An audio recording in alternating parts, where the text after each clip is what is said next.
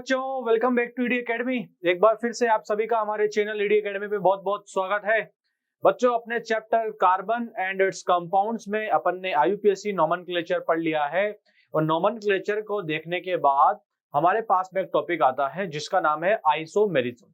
ठीक है, वैसे तो आइसोमेरिज्म चैप्टर जो है अपन सीनियर क्लासेस में पढ़ेंगे 11th और 12th में ऑर्गेनिक केमिस्ट्री में, लेकिन एनसीईआरटी में एक छोटा सा पोर्शन दिया हुआ है। ठीक है, तो चलो हम आज उसको कवर कर लेते हैं। तो चलो बच्चों शुरू करते हैं। सबसे पहले कि आइसोमेरिज्म होता क्या है। ठीक है, पढ़ते हैं, देखा क्या लिखा है, क्या समझ में आता है अपने को। आइसोमेरिज्म की क्या डेफिनेशन लिखी है? Compounds having same molecular formula. Molecular formula तो समझ में आता है, क्लास 9th में पढ़ा था अपन ने। जितने भी मोलिक्यूल्स हैं, कंपाउंड्स हैं, उनको अपन ने एक फॉर्मूला दे रखा है, उसको अपन उसका मोलिकुलर फॉर्मूला बोलते हैं। जैसे पानी, उसका H2O, carbon dioxide, CO2, sodium chloride, NaCl, ये सब क्या है? मोलिक्यूल्स के फॉर्मूला है, मोलिकुलर फॉर्मूला है। ठीक है, तो क्या लिखा है? Compounds having same molecular formula but different in physical and chemical properties is known as isomers and this phenomena is known as isomerism. मतलब ऐसा बोला है, देखो आपके पास में कंपाउंड्स हैं जिनके मोलिकुलर फॉर्मूला तो सेम है। जैसे मान लो आपके पास कंपाउंड है 3A, B, C, ये आपके पास में 3 कंपाउंड है अलग अलग। ठीक है, इनके मोलिकुलर फॉर्मूला सेम है। लेट्स से C5H12 कोई मोलिकुलर फॉर्मूला है, इसका भी यही रहेगा क्योंकि मोलिकुलर फॉर्मूला सेम बोला है, और इसका भी यही रहेगा। ठीक है, लेकिन इसके अंदर कुछ ऐसा चेंज आ जाता है, इन तीनों के तीनों कंपाउंड्स में मोलिकुलर फॉर्मूला तो इनके सेम है, लेकिन इन तीनों के मोलिकुलर फॉर्मूले में कुछ ना कुछ ऐसा चेंज आएगा, ऐसा कोई ना कोई बदलाव आएगा, परिवर्तन आएगा। उस परिवर्तन से इनकी फिजिकल और केमिकल प्रॉपर्टीज दोनों चेंज हो जाएगी। तो ऐसे प्रोसेस को हम आइसोमेरिज्म बोलते हैं। क्या बोलते हैं? आइसोमेरिज्म। मतलब एक ऐसा प्रोसेस जिसमें कंपाउंड्स के मोलिकुलर फॉर्मूला तो सेम रहने वाले, ए का भी मोलिकुलर फॉर्मूला सेम है, बी का भी सेम है और सी का भी सेम है, बट इनके स्ट्रक्चर में कुछ चेंज आने की वजह से, इनके एटम्स के कुछ अरेंजमेंट की वजह से इनकी फिजिकल और केमिकल प्रॉपर्टीज चेंज हो जाती है। इसको हम बोलते हैं आइसोमेरिज्म। ठीक है, समझ में आया? और ये जो अलग अलग जो दिख रहे हैं ना आपको कंपाउंड्स, ठीक है, इनके कुछ स्ट्रक्चर्स बनेंगे जिनकी वजह से इनकी प्रॉपर्टीज अलग अलग होगी, और वो पॉसिबल स्ट्रक्चर्स कितने हैं, वो सब के सब आइसोमर्स कहलाएंगे। क्या कहलाएंगे? आइसोमर्स। मतलब जब भी कोई कंपाउंड आइसोमेरिज्म शो करेगा तो वो कुछ पॉसिबल स्ट्रक्चर्स बनाएगा। लेट्स से 2, 3, 4, 5, 6 कितने भी हो सकते हैं, और ये स्ट्रक्चर्स की अलग अलग फिजिकल, अलग अलग केमिकल प्रॉपर्टीज होगी, और इन स्ट्रक्चर्स को हम बोलेंगे आइसोमर्स। क्या बोलेंगे? आइसोमर्स। और इस प्रोसेस को बोल देंगे हम आइसोमेरिज्म। ठीक है, समझ में आया? अब देखो, आइसोमेरिज्म को हम 2 पार्ट में डिवाइड कर सकते हैं। एक तो है आपका स्ट्रक्चरल आइसोमेरिज्म और दूसरा स्टीरियो आइसोमेरिज्म। ठीक है, अभी ये वाला जो स्टीरियो आइसोमेरिज्म है, ये अपने को सीनियर क्लासेस 11th और 12th में पढ़ना है। ये अपना जो स्टीरियो आइसोमेरिज्म होता है, ये 3D आइसोमेरिज्म होता है, ये ज्योमेट्री के बिहाफ पे होता है, उस पर अभी हम बात नहीं कर रहे हैं। अभी हमारे सिलेबस में जो है वो है स्ट्रक्चर आइसोमेरिज्म। मतलब कि ढांचे में परिवर्तन आके, स्ट्रक्चर में परिवर्तन आके कैसे कैसे आइसोमेरिज्म हमको देखने मिलेंगे, वो हमको पढ़ना है। और इसमें भी हमको सिर्फ 3 ही पढ़ना है, जिसका नाम है फर्स्ट का चेन आइसोमेरिज्म, सेकंड वाले का नाम है पोजीशन आइसोमेरिज्म, और थर्ड वाले का नाम है फंक्शनल ग्रुप आइसोमेरिज्म। ये अपने को तीनों पढ़ने हैं।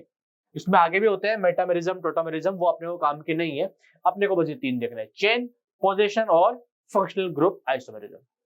ठीक है, एक बार और रिपीट कर देता हूं कि ऐसे प्रोसेस जिसमें कंपाउंड्स के मोलिकुलर फॉर्मूला तो सेम, लेकिन कुछ स्ट्रक्चर चेंज होने की वजह से, एटम्स का अरेंजमेंट चेंज होने की वजह से उनकी केमिकल और फिजिकल प्रॉपर्टीज चेंज हो जाती है, और ऐसे प्रोसेस को हम आइसोमेरिज्म बोलते हैं। और ऐसे डिफरेंट स्ट्रक्चर्स जिनकी फिजिकल और केमिकल प्रॉपर्टीज अलग अलग है, उनको हम आइसोमर्स। आई बात समझ में?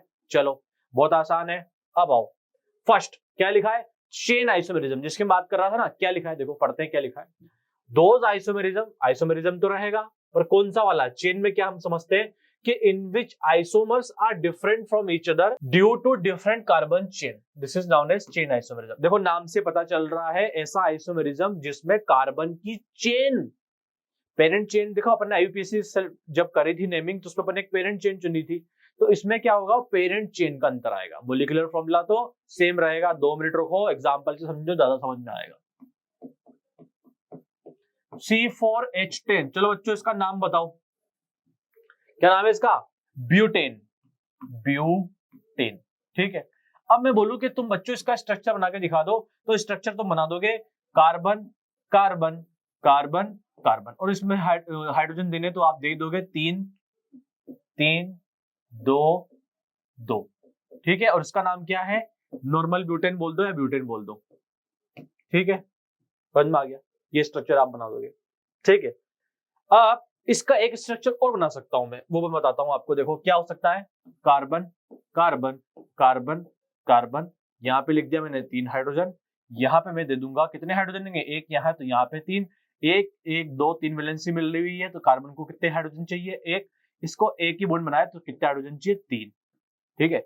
इसका मोलिकुलर फॉर्मूला काउंट करो तो भाई कितने कार्बन है, 1 2 3 4, C4, हाइड्रोजन कितने हैं, 3 2 5, 5 और 2 7, 7 और 3 10, तो इसका मोलिकुलर फॉर्मूला आ रहा है C4H10। अब बच्चों इसका काउंट करो तो टोटल 1 2 3 4, मतलब कार्बन कितने हैं, 4, हाइड्रोजन काउंट करो 3 4 4 3 7 और 7 और 3 10, मतलब दोनों का मोलिकुलर फॉर्मूला क्या है, सेम। ये कंपाउंड लेट से ए है, ये कंपाउंड लेट से बी है, इसका मोलिकुलर फॉर्मूला क्या है, C4H10, इसका मोलिकुलर फॉर्मूला क्या है, C4H10, मतलब दोनों का मोलिकुलर फॉर्मूला तो सेम है, दोनों का मोलिकुलर फॉर्मूला तो सेम है, लेकिन स्ट्रक्चर देखो, इसका सिंपल सिनर सा स्ट्रक्चर है और इसमें ब्रांचिंग है, दिख रही है, ये नीचे ब्रांचिंग दिख रही है, तो स्ट्रक्चर दोनों का क्या हो गया, अलग हो गया, और इसी वजह से इनकी प्रॉपर्टीज चेंज हो जाती है, और इसी को अपन ने बोला था आइसोमेरिज्म।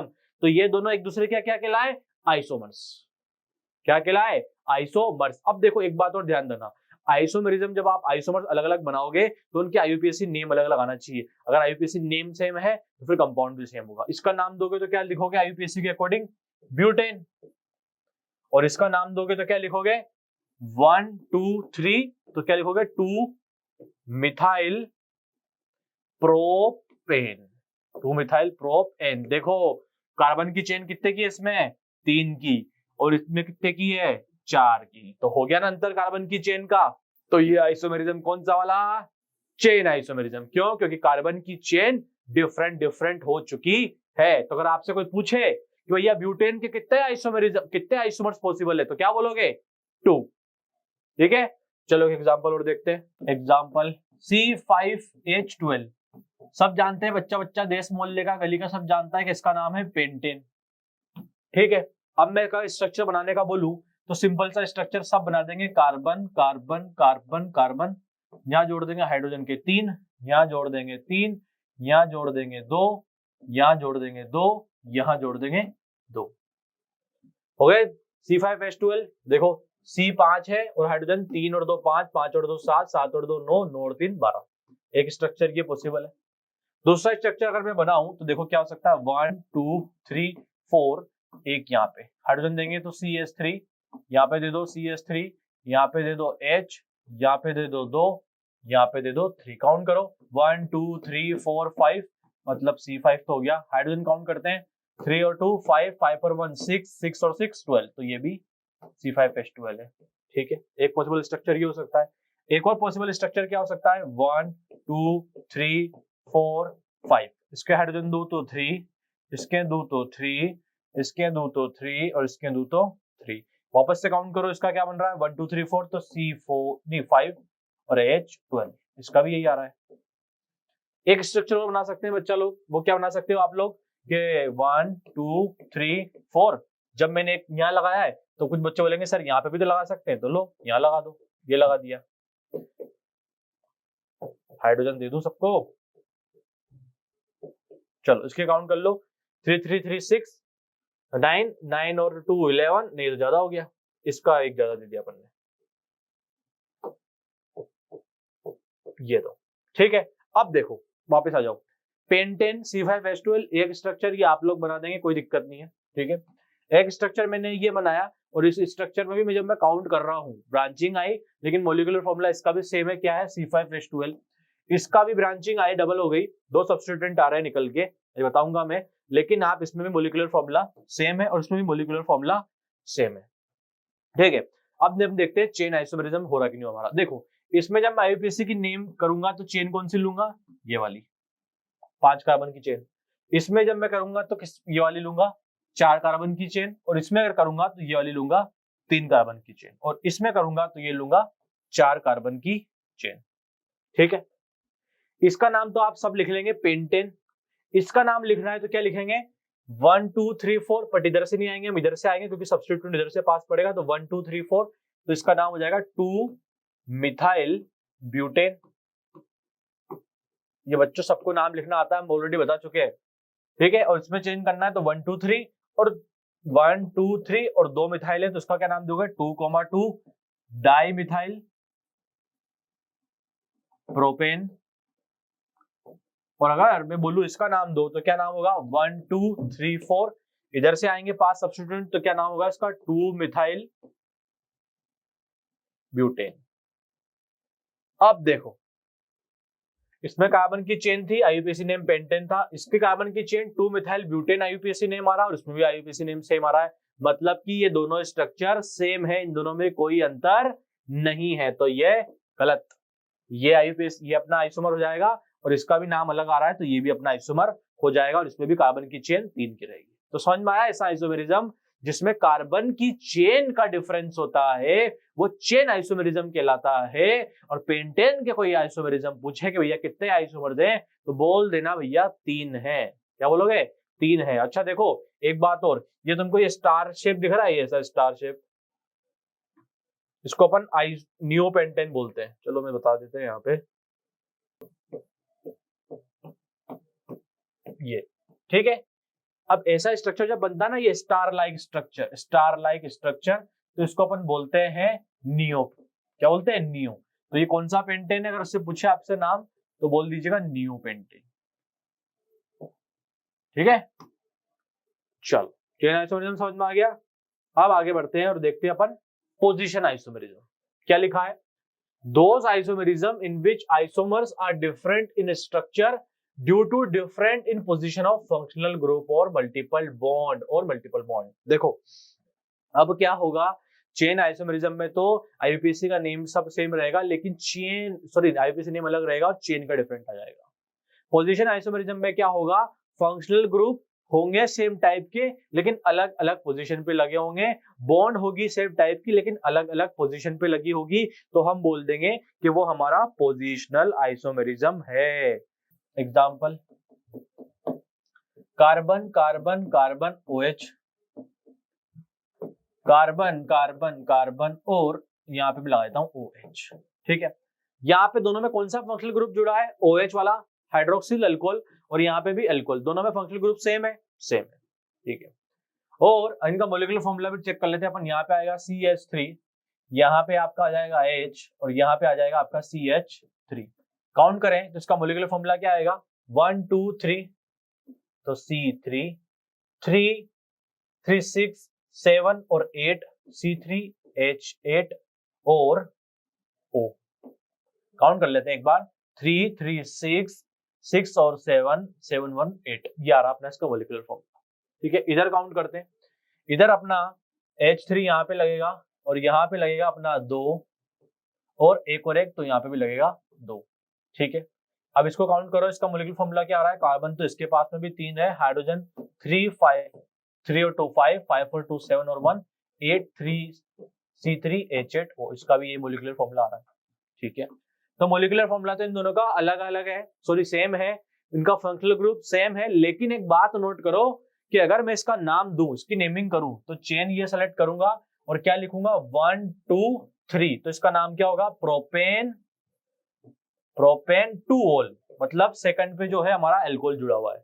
और अगर आप इसका नाम दोगे तो क्या लिखोगे प्रोपेनोल या फिर प्रोपेन 1 ओल, मतलब 1 पे आपका हाइड्रोक्सिल ग्रुप या फिर एल्कोहल ग्रुप जुड़ा हुआ है। तो देखो बच्चों, क्या नोट कर रहे हैं अपन कि ये भी आइसोमेरिज्म है, बट ये पोजीशन आइसोमेरिज्म है, क्योंकि इसमें functional group same, molecular formula same, but the position of functional group is different. एक जो है आपके सेकंड कार्बन पे जुड़ा हुआ है, दूसरा आपके फर्स्ट कार्बन पे जुड़ा हुआ है। इस वजह से इनकी केमिकल प्रॉपर्टीज में चेंज आएगा, और या तो इसलिए हम बोल देंगे कि ये हमारा आइसोमेरिज्म है। बट कौन सा वाला?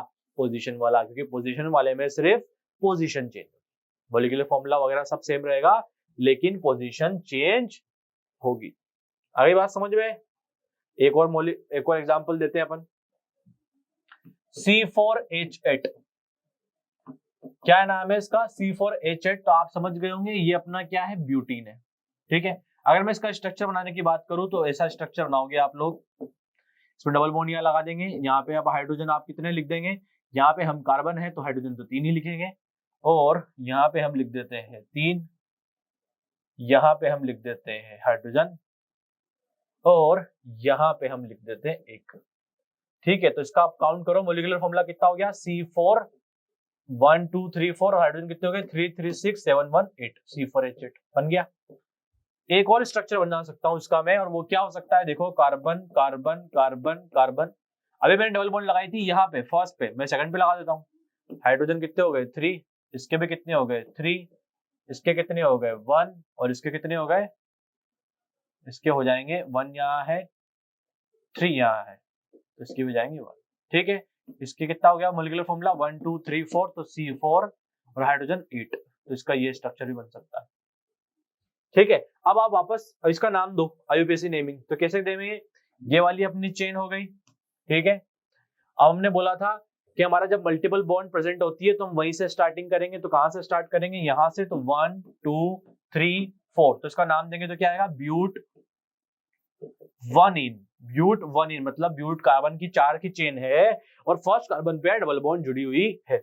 इसका नाम दो तो क्या आएगा? 1 2 3 4, ब्यूट 2 इन मतलब कार्बन की 4 की चेन है, लेकिन सेकंड कार्बन पे डबल बॉन्ड है, और इसमें लिखा है फर्स्ट कार्बन पे डबल बॉन्ड है। तो देखो, डबल बॉन्ड तो अभी भी है, मॉलिक्यूलर फॉर्मूला तो अभी भी सेम है, but the position of double bond has been changed, and इस तरीके के आइसोमेरिज्म को हम पोजीशन आइसोमेरिज्म बोलते हैं। जब पोजीशन में अंतर आता है, किसकी? मल्टीपल बॉन्ड की, मतलब डबल बॉन्ड और ट्रिपल बॉन्ड की, या फिर फंक्शनल ग्रुप। आया समझ में? चलो, तो अब अपने पास में है आखिरी और लास्ट आइसोमेरिज्म, जिसका नाम है फंक्शनल ग्रुप आइसोमेरिज्म। चेन वाले आइसोमेरिज्म में क्या हुआ था? कार्बन की चेन का अंतर था। पोजिशनल वाले आइसोमेरिज्म में क्या था? कि पोजीशन का अंतर था, फंक्शनल ग्रुप का या फिर मल्टीपल बॉन्ड का। और फंक्शनल ग्रुप आइसोमेरिज्म में क्या होगा? फंक्शनल ग्रुप ही चेंज हो जाएगा। समझ में आया? मॉलिक्यूलर फॉर्मूला तो वो का वही रहेगा, लेकिन फंक्शनल ग्रुप चेंज हो जाएगा, जैसे एल्डिहाइड कीटोन में बदल जाए ऐसे। ठीक है, अब देखो कैसे। एग्जांपल, जैसे मान लो मैं लिखता हूं C3H6O, C3H6O। अगर मैं इसका स्ट्रक्चर बनाने की बोलूं तो क्या क्या पॉसिबल कर सकते हो आप? कार्बन लगाओगे, कार्बन लगाओगे, कार्बन लगाओगे, 6 हाइड्रोजन है, तो अगर मान लो मैं 3 हाइड्रोजन इसको दे देता हूं, और अगर मैं 3 हाइड्रोजन इसको दे देता हूं, और यहाँ पे डबल बॉन्ड लगा दूंगा O, तो क्या ये स्ट्रक्चर पॉसिबल है? बिल्कुल पॉसिबल है। देखो, ये कार्बन का 3 हाइड्रोजन के साथ और सिंगल बॉन्ड है यहाँ पे, तो उसका काम हो चुका है। 3 हाइड्रोजन के साथ में इलेक्ट्रॉन और साथ में सिंगल बॉन्ड, मतलब ये स्ट्रक्चर देखो पूरा पॉसिबल है। ठीक है, अब यहाँ पे डबल बॉन्ड O है, इस कार्बन की भी अपना जो ऑक्टेट कंप्लीट हो चुका है। ठीक है, तो अगर ये फंक्शनल ग्रुप जो पहचान में अगर आपके आ रहा हो तो ये है RCOR। ठीक है, मतलब ये कौन सा है? कीटोन। तो अगर आप इसका नाम दोगे तो क्या नाम आएगा? प्रोपेन 2 पे ऑन, मतलब 2 पे कौन है? डबल बॉन्ड है, प्रोपेन 2 ऑन। और इसका मैं एक स्ट्रक्चर और बना सकता हूं, वो क्या हो सकता है? Carbon carbon carbon. ठीक है, अब ऑक्सीजन है, तो मान लो अगर मैं यहाँ ऑक्सीजन जोड़ देता हूं, मैंने यहाँ ऑक्सीजन जोड़ दी, ठीक है, हाइड्रोजन यहाँ लिख दिया, यहाँ पे मैंने 3 हाइड्रोजन लिख दिए। ठीक है, अब कितने हाइड्रोजन चाहिए इसको चाहिए 2, तो ये लो 2। ये तो भी स्ट्रक्चर पॉसिबल है, और ये स्ट्रक्चर का अगर आप नाम दोगे तो क्या आएगा? 1 2 3 प्रोपेन अल। क्या रहा है? प्रोपेन अल। देखो अब क्या हुआ, मोलिकुलर फॉर्मूला तो इसका भी C3H6 है और इसका भी काउंट कर लो 1 2 3 तो C3, हाइड्रोजन कितने 6, 3 2 5 1 6 है और O है। मोलिकुलर फॉर्मूला तो इनका भी सेम है लेकिन इनमें फंक्शनल ग्रुप ही अलग हो गया, तो ऐसे आइसोमेरिज्म को हम क्या बोलते हैं? Functional group isomerism. ठीक है, अब ऐसे आइसोमेरिज्म ऐसा नहीं है कि आप फंक्शनल ग्रुप में एस्टर बनाने लग गया, ईथर बनाने लग गया, ऐसा नहीं होता है। कुछ ही आइसोमेरिज्म जो है, मतलब कुछ ही जो फंक्शनल ग्रुप है जो किसी में कन्वर्ट हो सकते हैं। ठीक है, तो जैसे अपन अब एक ध्यान रख सकते हैं कि क्या कि हम कीटोन को एल्डिहाइड में बदल सकते हैं, मतलब एल्डिहाइड कीटोन में और कीटोन एल्डिहाइड में कन्वर्ट हो सकता है। ठीक है, तो आपको ध्यान रखना है कि फंक्शनल ग्रुप आइसोमेरिज्म में फंक्शनल ग्रुप का अंतर आ जाता है, एक में होगा कीटोन तो दूसरे में होगा एल्डिहाइड। मोलिकुलर फॉर्मूला होगा सेम, स्ट्रक्चर चेंज होने की वजह से, फंक्शनल ग्रुप चेंज होने की वजह से केमिकल प्रॉपर्टीज चेंज होगी और ऐसे आइसोमेरिज्म को हम बोलेंगे फंक्शनल ग्रुप आइसोमेरिज्म। ठीक है, तो बच्चों ये था अपना फंक्शनल ग्रुप आइसोमेरिज्म। ठीक है, समझ में आ गया? फंक्शनल ग्रुप आइसोमेरिज्म में अपने फंक्शनल ग्रुप की जो है अपने टाइप जो है डिफरेंट हो जाएगा और मल्टीपल बॉन्ड्स की टाइप डिफरेंट हो जाएगा। डबल बॉन्ड आ जाएगी, डबल बॉन्ड की जगह ट्रिपल बॉन्ड हो सकता है। फंक्शनल ग्रुप में फंक्शनल ग्रुप चेंज हो जाएगा, मोलिकुलर फॉर्मूला सेम रहेगा। जैसे अपन ने बताया अभी कीटोन एल्डिहाइड में कन्वर्ट हो सकता है, एल्डिहाइड कीटोन में कन्वर्ट हो सकता है, ऐसे कहीं भी हो सकता है। ठीक है, तो ये था हमारा फंक्शनल ग्रुप आइसोमेरिज्म। तीन तरह के आइसोमेरिज्म अपन ने देखे, चेन, पोजिशनल और फंक्शनल ग्रुप। ठीक है बच्चों, तो मैं आशा करता हूँ आपको अपना आज का टॉपिक आइसोमेरिज्म पसंद आया होगा। अगर आपको ये टॉपिक पसंद आया हो तो इसको अपने दोस्तों के साथ में लाइक करें, उनको बोलो कि इस चैनल को शेयर करें और सब्सक्राइब करें। मिलते हैं अपन नेक्स्ट वीडियो में, तब तक के लिए tata bye bye, thank you so much.